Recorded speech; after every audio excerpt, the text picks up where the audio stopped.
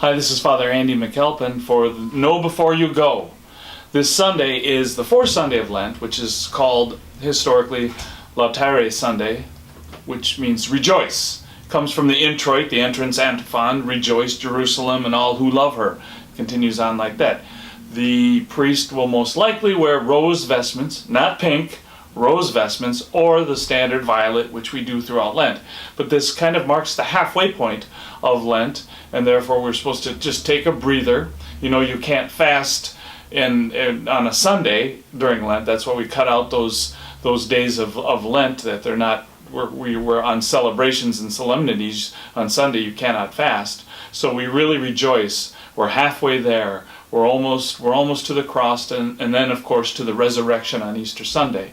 And our readings reflect some important realities within our church and within how we approach this season. The first one is from the book of Chronicles, which brings to light the reality that human beings are sinful. They rejected the prophets. God said, early and often I sent you prophets that you would change your ways, that you would not sin anymore, that you would not oppress the widow and the orphan and the alien.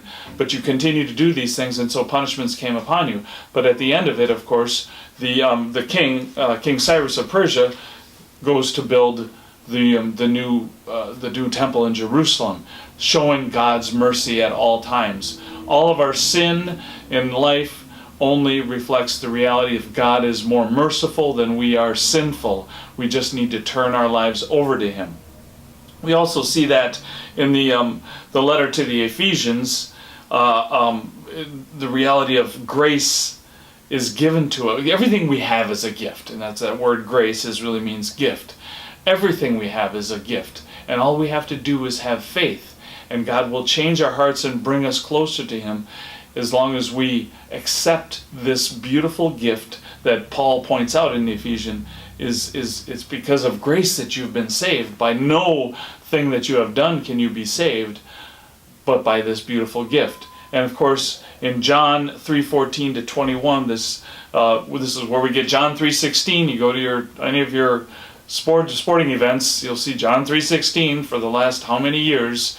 That reality, that little line that talks about God gave His only begotten Son, that whoever might believe in Him will not perish but have everlasting life.